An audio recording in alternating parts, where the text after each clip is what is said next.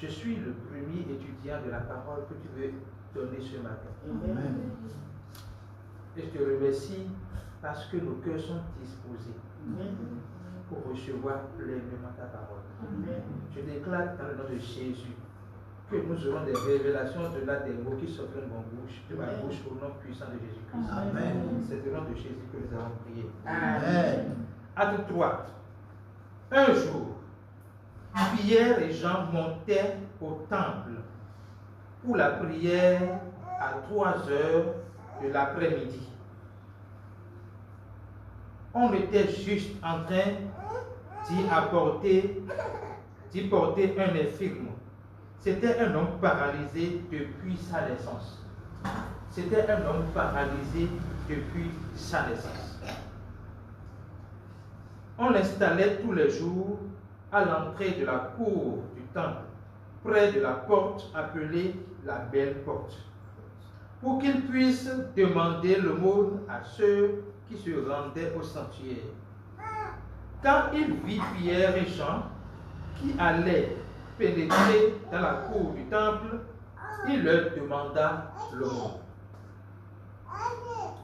Les deux apôtres fixèrent il leur demanda l'aumône. Les deux apôtres fixèrent les yeux sur lui. Regarde-nous, lui dit-il. L'infirme les regarda fixement.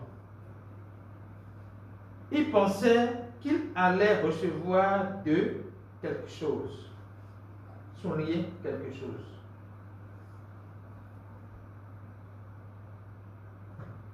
Mais Pierre lui dit, je n'ai ni argent ni or, mais ce que j'ai, je te le donne. Lève-toi et marche. Ce que j'ai, je te le donne. Lève-toi et marche. Au nom de Jésus de Nazareth. Ce que j'ai, je te le donne. Au nom de Jésus de Nazareth, Jésus-Christ de Nazareth, lève-toi et marche. Et en même temps, il le prit par la main droite et le fit lever. Aussitôt, ses pieds et ses chevilles se raffermirent. D'un saut, il fut debout et se mit à marcher. Il entra avec eux dans la cour du temple. Il marchait, sautait de joie et louait Dieu. Alors, qu'est-ce qu'on veut voir aujourd'hui? Il y a l'infirme de naissance. Donc, il est né infirme. Il est né paralysé. Ce n'est pas qu'il est venu dans ce monde et après il a été paralysé. Il est né infirme. Il est né paralysé. Et il venait là juste pour avoir le monde.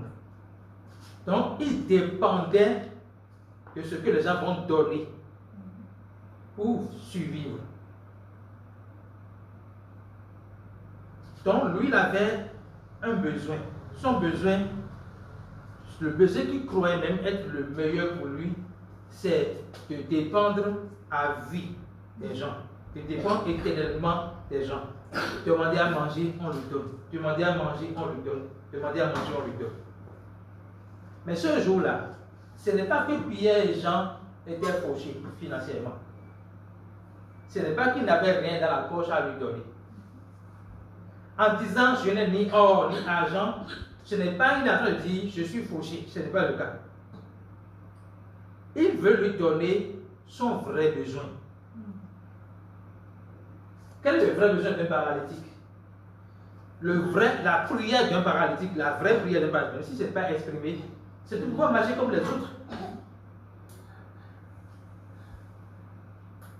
Mais parce qu'il n'a jamais envisagé la possibilité qu'il puisse marcher comme les autres, il se résigne à demander l'aumône pour vivre.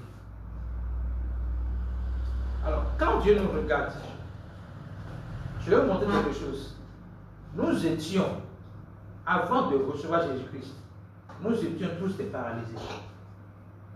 On était tous, on n'avait pas une possibilité pour marcher de nous-mêmes, pour être autonome.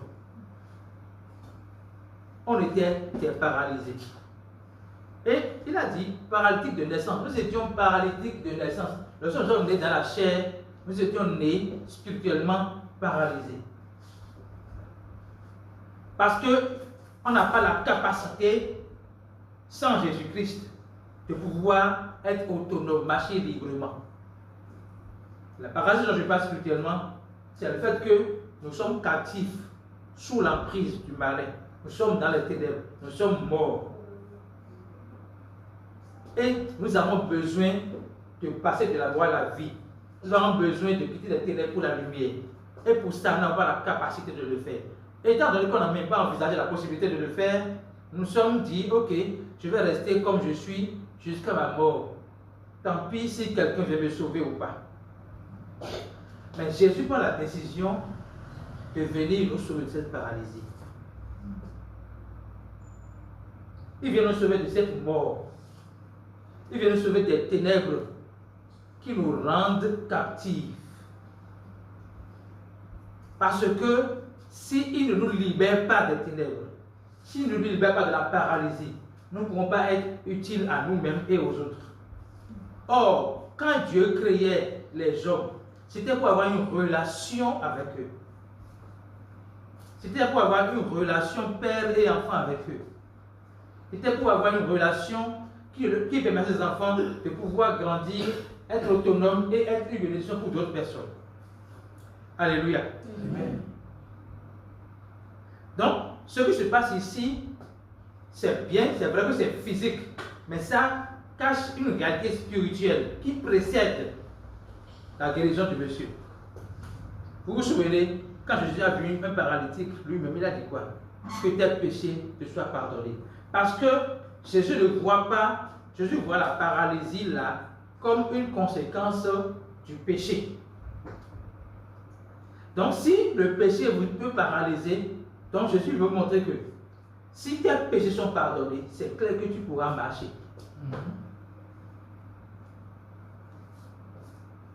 Les amis, nous allons prier aujourd'hui sur la base de la révélation que Dieu va nous communiquer. Dans notre vie, même pas bien que nous soyons en Christ, bien que Dieu nous ait délivrés spirituellement de la paralysie, bien qu'il nous ait sauvés de la mort pour la vie, des ténèbres pour la lumière, il arrive que dans notre vie, nous sentons une stagnation. On veut avancer, mais on sent une stagnation dans notre vie. C'est la même chose pour ce monsieur. Pour qu'il vienne à la belle porte, on doit le transporter. Et il va rester là pour demander le monde, recevoir le monde. Et pour lui, c'est son besoin. Mais Dieu dit, je connais vos besoins plus que vous-même. Dieu ne nous donne pas quelque chose. Dieu se donne à nous. Je reprends. Dieu ne nous donne pas quelque chose. Il espérait qu'on lui donne quelque chose. Mais les apôtres ont dit, je n'ai ni or ni argent, mais ce que j'ai, je te le donne. Au nom de Jésus, lève-toi et marche. Et au nom de Jésus, il s'est levé et il a marché. Le vrai besoin du paralytique, c'était de pouvoir marcher. Ce n'était pas de dépendre de l'aumône. C'est pour cela que lorsqu'il a retrouvé ses jambes, lorsqu'il a eu la force de se lever, de se tenir debout, de marcher, il a commencé par sauter de joie et louer le Seigneur. C'est la preuve que quand les gens lui donnaient l'argent, il disait merci. Mais il ne louait pas le Seigneur pour l'argent qu'on lui a donné. Notre gratitude doit s'appuyer sur ce que Dieu nous a donné de précieux, qui est la vie éternelle. Tout le reste, c'est bon. Mais ça n'a aucune valeur à côté de la vie éternelle. Lisons 1 Pierre 1,18. 1 Pierre 1,18, s'il vous plaît. Je vais voir ça rapidement. 1 Pierre 1,18. 18. Pour que nous voyons la valeur en Pierre 1, 18.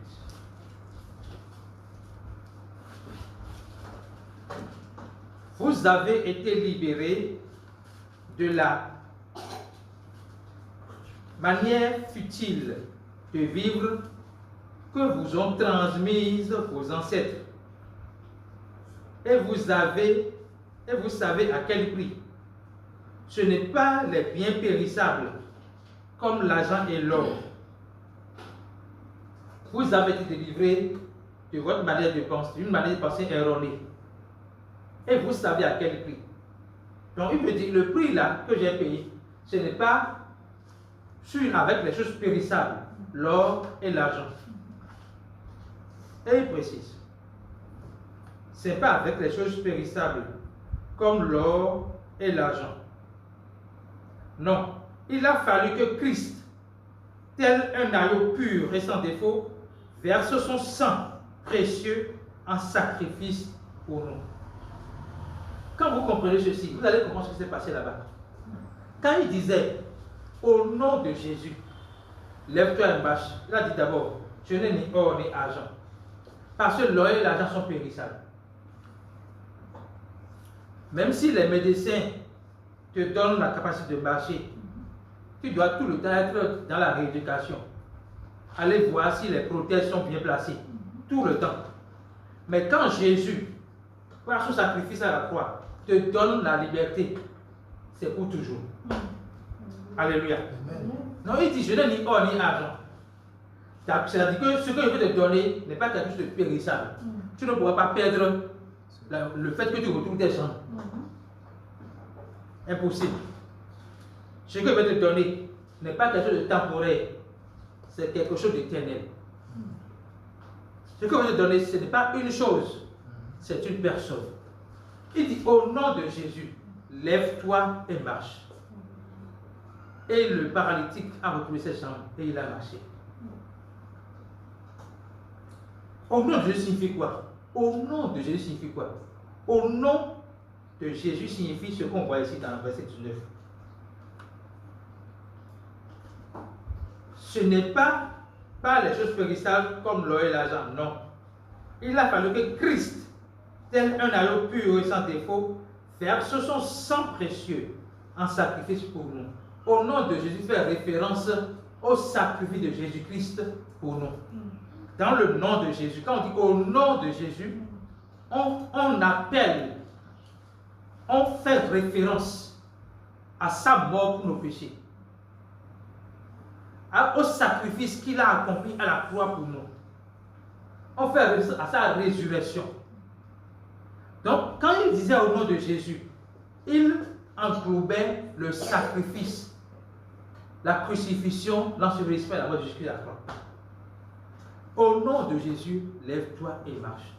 Je disais tout à l'heure que nous sommes délivrés de la paralysie spirituelle parce que nous avons cru en Jésus-Christ. Il nous a passé de la mort à la vie, des ténèbres à la lumière. Alléluia. Mais dans notre vie, il y a des moments où nous sentons une stagnation sur tel plan. Nous allons élever la voix pour dire, Seigneur, si par ton sacrifice, ne répétez pas possible. Vous comprenez, on va prier. Si par ton sacrifice, tu m'as délivré de la paralysie spirituelle, c'est que par le même sacrifice, je serai délivré de toute forme de paralysie dans ma vie. Amen. Commence par lever ta voix. Prie le Seigneur par rapport à cela. Seigneur Jésus, je te bénis, je te célèbre parce que tu m'as délivré de la paralysie spirituelle. Tu m'as délivré de la mort. Tu m'as donné la vie. Tu m'as délivré des ténèbres. Tu m'as établi dans la lumière. Je suis reconnaissant pour cette grâce que tu m'as faite. Maintenant, je prie dans ma vie, dans tous les domaines de ma vie, où je vois la paralysie s'installer. Je crie à toi. Je crie à toi. Je crie à toi. Parfois, je demande quelque chose et ce n'est pas vraiment ce que je dois demander. Tu connais mes besoins mieux que moi-même. Je crie à toi. afin que tu me délivres de toute paralysie dans ma vie, de toute limitation dans ma vie. Je déclare dans le nom de Jésus que toute limitation est sautée au nom de Jésus-Christ. Je suis délivré de la paralysie, de la dépendance. Je suis autonome. Je suis autonome. Je suis libéré. Je marche pour ta gloire. Au nom de Jésus. Au nom de Jésus. Au nom de Jésus. Au nom de Jésus. Dans ma famille, je vois la libération.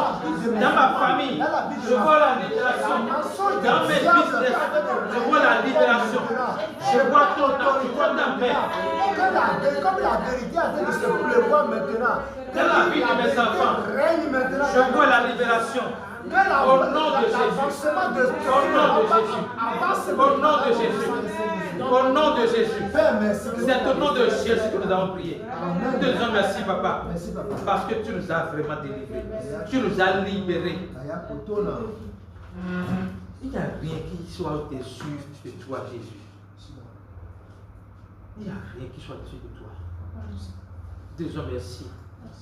Parce que pendant que nous prions, nous savons que tout ce qui constitue des blocages dans notre vie, des barrières dans notre vie, des freins dans notre vie, tous ces verrous sont sautés au nom de Jésus-Christ, au nom de son sacrifice à la croix. Nous te disons merci parce que cela est fait. Donc, Pierre, après avoir fait cela, monsieur a commencé par louer le Seigneur. Qu'est-ce qui s'est passé? On va voir la suite. Tout le monde le vit ainsi marcher et louer Dieu. On le reconnaissait. C'était bien lui qui était toujours assis à mendier près de la belle porte du temple. En voyant ce qui venait de lui arriver, les gens étaient remplis de stupeur et de crainte. Quant à lui, il ne quittait plus Pierre et Jean. Il ne quittait plus Pierre et Jean. Je vais vous montrer quelque chose ici.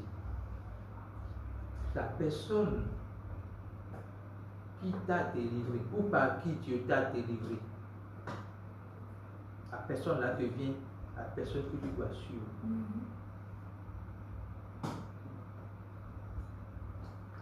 Dans notre cas, la personne par qui nous avons connu le message de l'évangile, c'est l'apôtre Moïse sur terre. Et nous devions aller à l'école de ce paralytique-là. La parole dit que il ne quittait plus Pierre et Jean. Pourquoi? Parce qu'il a compris que c'est par eux qu'il a reçu la délivrance de sa paralysie. Il a compris que la personne qui l'a délivré, ce n'est pas eux. Mais ils peuvent l'aider à découvrir mieux cette personne. La plupart du temps, les gens suivent, excusez-moi, comment bien ce que je veux dire, les gens suivent quelqu'un, une personne, parce que la personne l'a délivré d'un problème. Mais ne suivent pas la personne qui a donné ce pouvoir à cet individu. Je m'explique. Je peux prier pour quelqu'un, je la guérir. Si la personne me suit, c'est bien. Mais j'ai une responsabilité. Je dois lui montrer que ce n'est pas moi, c'est telle personne. Et Pierre a eu la sagesse de le faire. On va découvrir ça. Donc, la parole dit que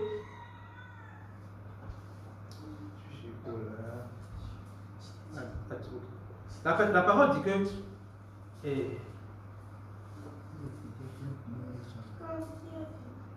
quand Pierre, avant ça, en voyant ce qui venait de lui arriver, les gens étaient remplis de stupeur et de crainte.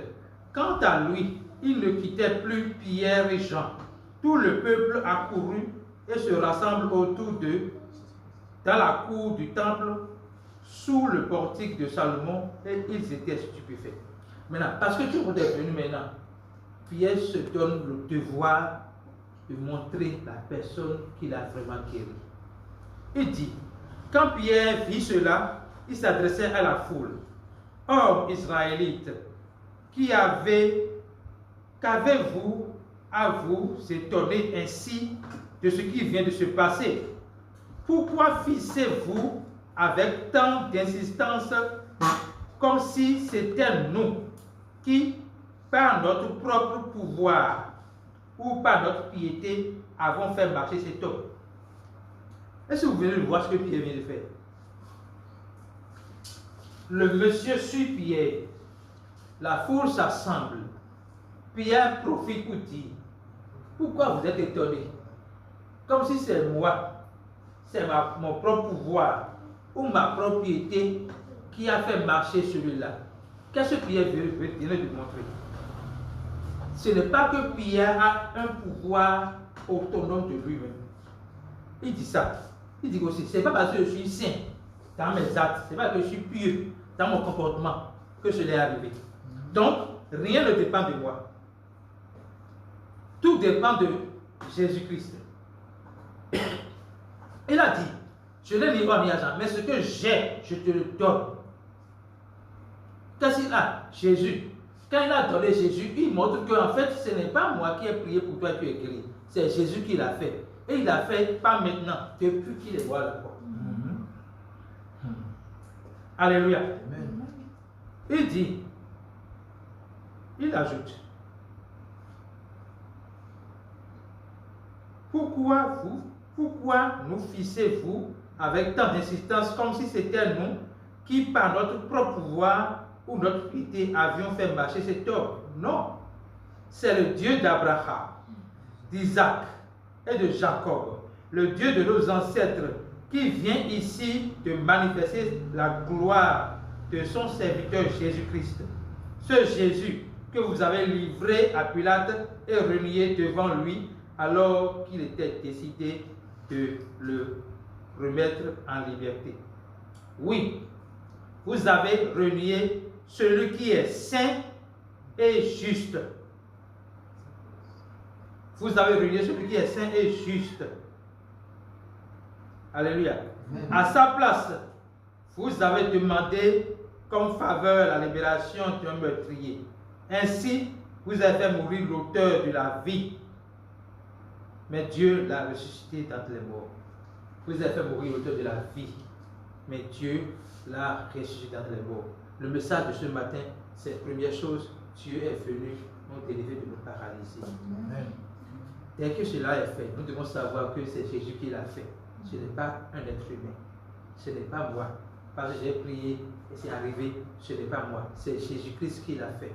Nous devons être conscients. Donc, le fait qu'il suivait Pierre et Jean ne veut pas dire qu'il avait le focus sur Pierre et Jean comme modèle.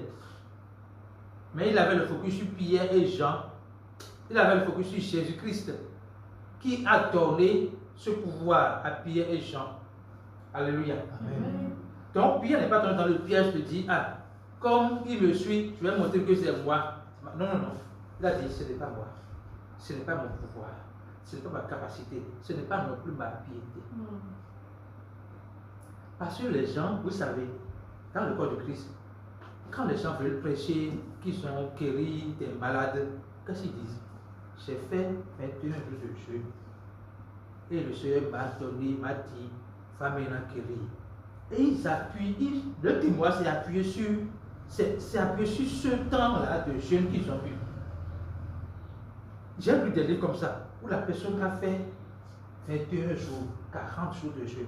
Et après, quand il est sorti, il a vraiment guéri des malades. Mais dans son témoignage, c'est toujours le jeûne là qu'il a fait. Non. Ce n'est pas Jésus quoi. C'est Jésus, en fait c'est Jésus qui guérit, mais le focus n'est pas mis sur Jésus par son sacrifice. Le focus est mis sur le sacrifice que lui a fait dans son jeûne. Vous comprenez un peu ça? Pierre n'a pas cherché à faire cela. Pierre a dit, ce n'est pas moi, ce n'est pas ma piété. Ce n'est pas parce que j'ai jeûné. C'est parce que j'ai prié. C'est parce que j'ai pris un temps de jeûne. Non. Notez bien, il venait juste de recevoir le baptême de cet esprit. Donc, ce n'est pas qu'il a pris le temps de jeûner, de prier, non. Partout où il va. Enfin, est-ce qu'en venant au temple, il pensait qu'il allait voir un paralytique là? Il ne pensait pas. Mais il a vu le paralytique. Et il a déclaré, ce que j'ai, je te le donne, lève-toi et marche. En même temps, il ne s'est pas approprié la gloire. Aujourd'hui, c'est vrai que Jésus nous a donné sa gloire.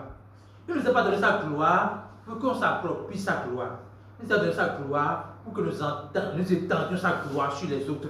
Mais en montrant aux autres que la gloire là est unique. Ce n'est pas moi, c'est Jésus-Christ qui est la gloire. Alléluia. Donc, il fait savoir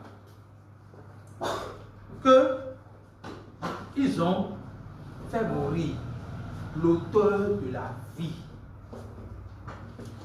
Et mais Dieu l'a ressuscité dans les morts. Qu'est-ce que cela signifie? Jésus n'a pas d'élément. Jésus est la vie. La mort ne peut pas l'engloutir. Et je vais compris encore. Tous les domaines dans lesquels nous sentons la mort, où nous sentons une marche à reculons, nous allons prier que le Dieu de la résurrection qui est Jésus-Christ ramène à la vie tout ce qui est bon, que ce soit le ciel, que ce soit le organe. Commence par prier. Père, je te dis merci parce que tu es l'auteur de la vie et la mort n'a aucun pouvoir sur toi. C'est pour cela qu'après ta mort, ton ensevelissement, tu es ressuscité. Tu es vie et résurrection. Je déclare dans ma vie que tout ce qui est mort, tout ce qui ne porte pas la vie, elle retrouve la vie maintenant au nom de Jésus-Christ. Tout ce qui ne porte pas la vie retrouve la vie maintenant au nom de Jésus-Christ. Tout ce qui ne glorifie pas ton nom dans ma vie, dans mon corps, dans mes pensées, dans mes paroles, je déclare dans le nom de Jésus que cela retrouve la vie. Tu es auteur de la vie et c'est toi qui vis en moi. Que seule la vie règne en moi. Que ta vie règne dans mes pensées. Que ta vie règne dans ma mentalité. Que ta vie règne dans mes paroles. Que ta vie règne dans mes actions. Dans la vie de mes enfants, ta vie règne. Dans la vie de mon épouse, ta vie règne. Dans la vie de ma famille, ta vie règne. Dans mon entreprise, ta vie règne. Dans mes initiatives, ta vie règne. Au nom puissant de Jésus-Christ. C'est le nom de Jésus à prier. Donc, il dit, vous avez fait mourir l'auteur de la vie, mais Dieu l'a ressuscité. Et Jésus est la seule personne qui, après sa mort, est revenue à la vie. C'est la preuve qu'il est Dieu. C'est la preuve qu'il est Dieu. Alléluia. Amen. Maintenant, il dit, c'est parce que nous croyons en Jésus. Il a voulu d'expliquer le miracle. C'est parce que nous croyons en Jésus que la puissance de ce Jésus que nous avons invoqué a rendu cet homme que vous voyez et que vous connaissez la force de se tenir debout. Oui, cette foi est efficace par Jésus. Cette foi qui est efficace par Jésus a donné à cet homme une parfaite guérison, comme vous pouvez vous en rendre compte vous-même. Qu'est-ce que Pierre essaie de faire? Vous savez, lorsque nous guérissons quelqu'un, lorsque nous délivrons quelqu'un sur une maladie de quelque chose, on ne prend plus le temps de prêcher la bonne nouvelle à la personne. C'est-à-dire que la personne est guérie physiquement, mais reste non sauvée. Mais Pierre profite de la situation là pour prêcher l'évangile. Vous savez, tout ce que Pierre dit, c'est focus sur le sacrifice de Jésus-Christ, sa mort, sa résurrection, pour prêcher l'évangile, afin que le monsieur, comme les autres qui étaient là, entendent l'évangile pour recevoir le salut. Alléluia. Amen. Alléluia. Donc Pierre profite de la guérison pour prêcher l'évangile. Il n'y a pas une formule spécifique. Vous pouvez trouver une personne qui est malade. Vous pouvez décider de lui prêcher la bonne nouvelle d'abord avant de le guérir. Vous pouvez décider de le guérir et après de lui prêcher la bonne nouvelle. Il n'y a pas une formule, il n'y a pas un standard. Le Seigneur nous donne la liberté de guérir la personne, de poser la main sur la personne, de faire manifester la puissance de Dieu sur la personne. Mais après, de lui expliquer la puissance là. Ce qui s'est passé avant que la personne trouve la guérison, c'est parce que Jésus-Christ est mort pour la personne. S'il croit, il est sauvé en plus d'être guéri. Mais si on ne le fait pas, on va juste prendre un miracle qui n'a pas sauvé la personne. Jésus n'a pas sauvé le monde par le miracle. Et le vrai miracle que Jésus a fait pour sauver le monde, c'est sa résurrection. Sans la résurrection de Jésus, notre foi sera faite.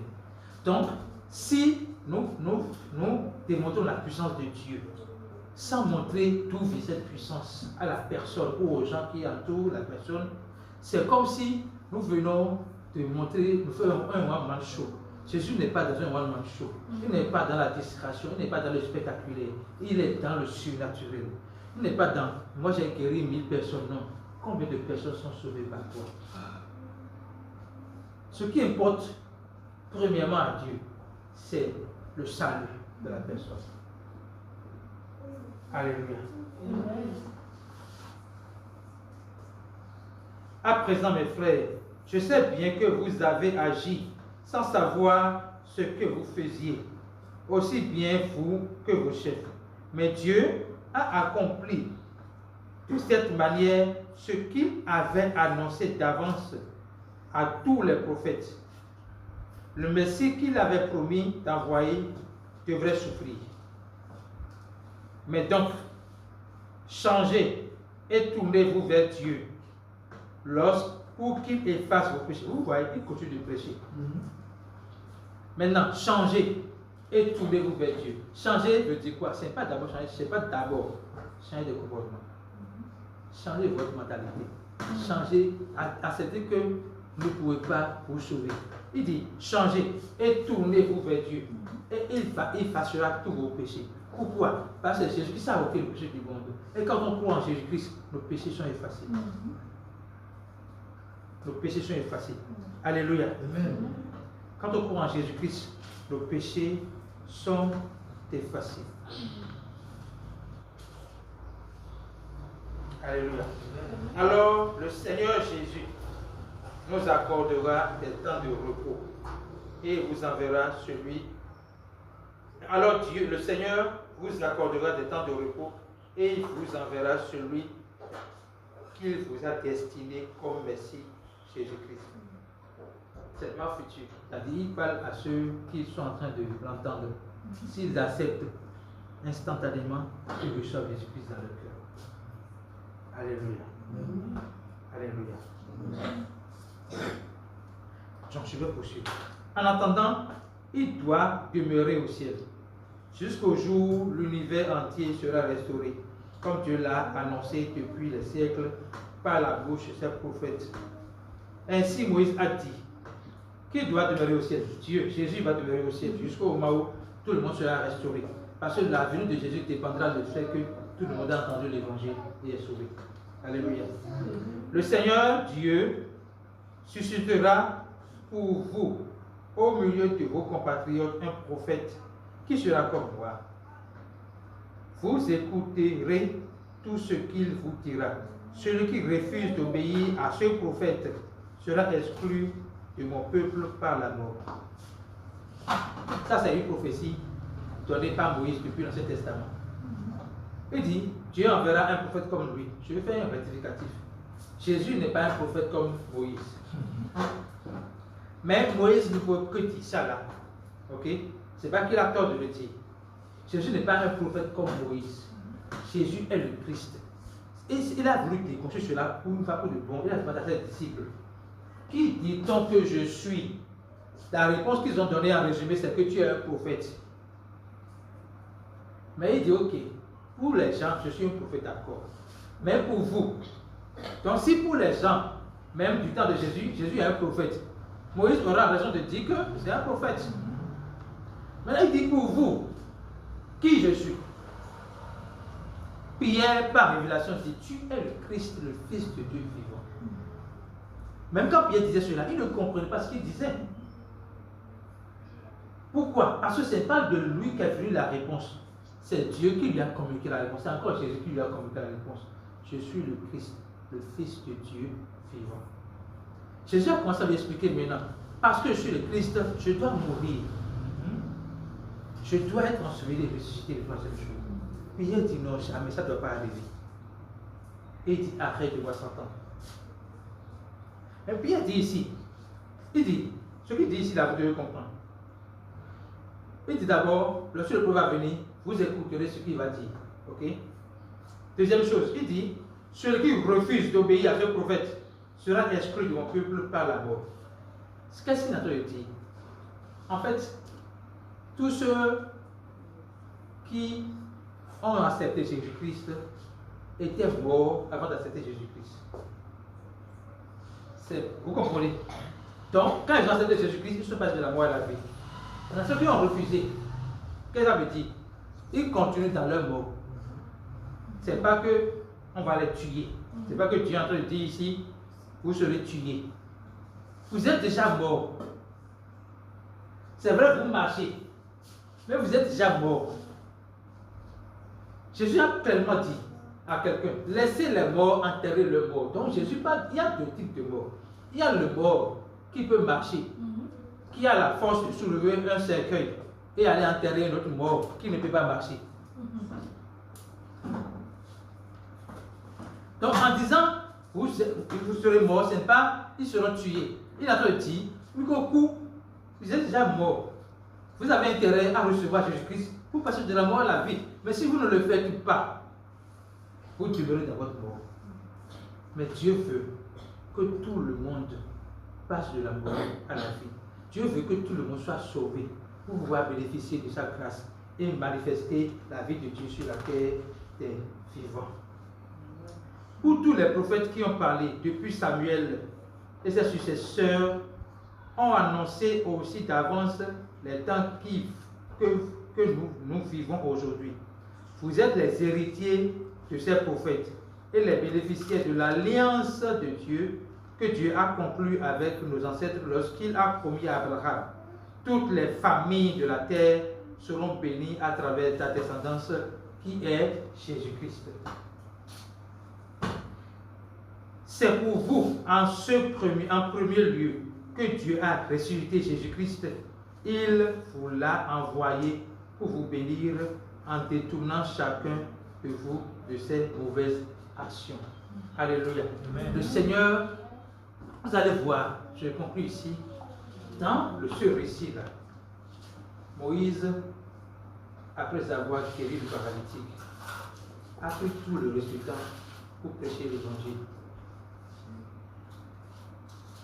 C'est le contraire de ce qui se passe dans les églises aujourd'hui. On prend tout le temps pour dire qu'on délivre les gens, des démons, des esprits, des trucs comme ça. Mais il n'y a pas le temps pour prêcher l'évangile, pour faire entendre le message qui sauve, le message qui délivre réellement. Parce que ce qui se passe dans les églises, c'est même pas la délivrance, c'est chasser le démon. Mais quand tu chasses un démon et que tu ne t'établis pas dans la personne, le Saint-Esprit, par l'évangile qui va écouter, la parole fait savoir que le démon va chercher d'autres personnes plus fortes que lui, d'autres démons plus forts que lui, et ils viendront habiter en toi. Il ne sert à rien de chasser les démons sans établir dans la personne le Saint-Esprit par l'évangile que vous prêchez. Alléluia.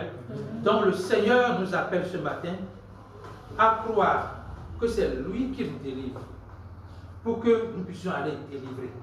Mais quand nous délivrons, nous devons savoir que ce n'est pas notre capacité, ce n'est pas notre propre pouvoir, ce n'est pas notre piété, mais c'est Jésus-Christ. Et nous devons le dire haut et fort, sans honte. L'orgueil est entré dans le corps de Christ, parce que les gens veulent montrer que c'est eux qui ont la puissance et les autres personnes n'ont pas la puissance. Mais c'est une seule personne qui a la puissance, c'est Jésus-Christ. Levons nos cheveux. Levons nos cheveux.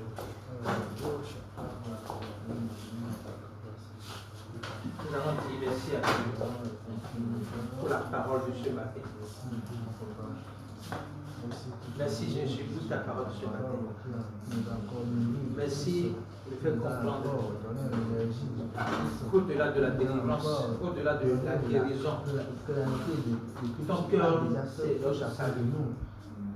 Je te remercie pour le salut que tu m'as donné. Je te remercie pour la vie que tu m'as donnée. Je te remercie pour le pardon que tu m'as donné. Je te remercie pour la grâce que tu m'as faite. Non seulement d'écouter ce message, mais de pouvoir grandir dans ce message. Que ton nom soit glorifié, magnifié, exalté. Maintenant, merci Jésus pour ta grâce. Merci Jésus pour ta grâce. Merci Jésus pour ta grâce. Au nom de Jésus, nous allons prier. Amen. Nous allons prier maintenant pour que l'évangile de Jésus-Christ puisse être prêché à temps et à contre-temps. Que notre focus ne soit pas sur la puissance de Jésus-Christ, mais sur son évangile. Parce que l'évangile est la puissance de Dieu. Le fait qu'on guérisse quelqu'un, c'est bien, mais l'évangile est la puissance de Dieu. Commençons par prier pour que l'évangile qu'il nous a donné, nous puissions partager cet évangile avec d'autres personnes. Commençons à prier, Seigneur. Merci Seigneur Jésus pour l'évangile que tu m'as donné. Ta puissance se trouve dans l'évangile. Devant le besoin des hommes. La guérison dépend de la Devant le besoin des hommes. Qui est la puissance de l'évangile. Ta vraie solution, c'est le salut. Ta vraie solution, c'est ta propre personne. La soif de Rends-moi capable. Parce qu'il soit capable. Rends-moi, donne-moi la force de de prêcher ton message. À temps et à contre-temps. De prêcher ton message qui est le vrai besoin de tout être humain. Qu'il soit déjà sauvé ou non, c'est ton message qu'il a besoin. Dans ton message, il y a l'équilibre. Dans ton message, il y a la vie. Dans ton message, il y a la paix. Dans ton message, il y a la puissance. Dans ton message, il y a la sagesse. Merci Jésus. Parce que par ton message, nous avons la sagesse. Par ton message, nous avons la puissance. Par ton message, nous avons l'humilité de reconnaître que c'est toi qui fais les choses et non nous. Au nom de Jésus, nous avons prié. Nous allons prier pour le corps du Christ. Ceux qui sont dans la délivrance, ceux qui sont dans ceux qui ont un mystère de guérison des malades et consorts. C'est bien de guérir les malades, c'est même ce que Dieu veut. Quand Jésus voit quelqu'un malade, il le guérit. Mais il ne s'arrête pas là. Il lui donne la vie. Il lui communique la vie.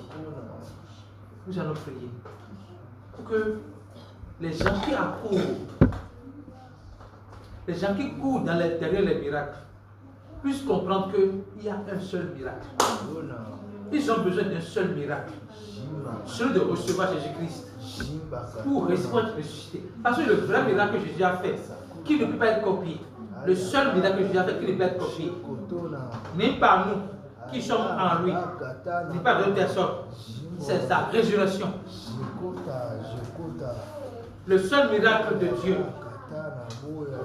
qui ne peut être copié, c'est le fait qu'après sa mort, son ensevelissement, il est revenu à la vie, physiquement. Nous bénéficions de cela spirituellement. Si nous croyons en Jésus-Christ, nous sommes morts avec lui, ensevelis avec lui, et nous revenons à la vie avec lui sur le plan spirituel. Que le Seigneur donne la grâce à cette église d'entendre ce message, de recevoir ce message, de mettre le focus sur la vraie résurrection, le vrai miracle de Jésus-Christ.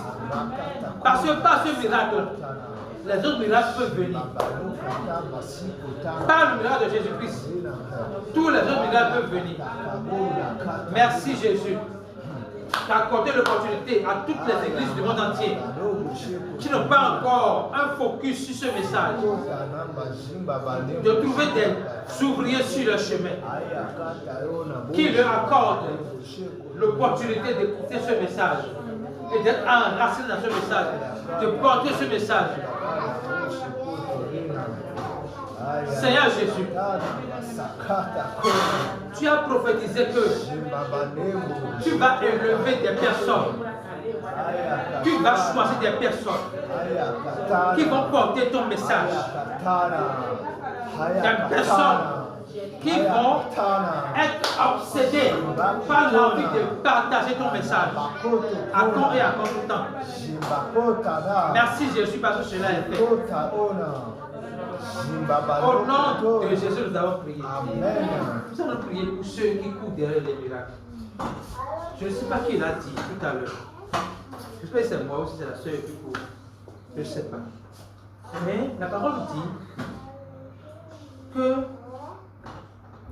à tous ceux qui croient en Jésus-Christ, voici les signes qui accompagneront ceux qui croient. Non, je l'ai suivi tout à l'heure. Voici les signes qui accompagneront ceux qui auront cru. En mon nom, vous guérissez, vous allez guérir des maladies. Vous allez boire des breuvages mortels, vous ne serez pas mort. Vous allez marcher sur les scorpions et sur toutes les puissances de l'ennemi.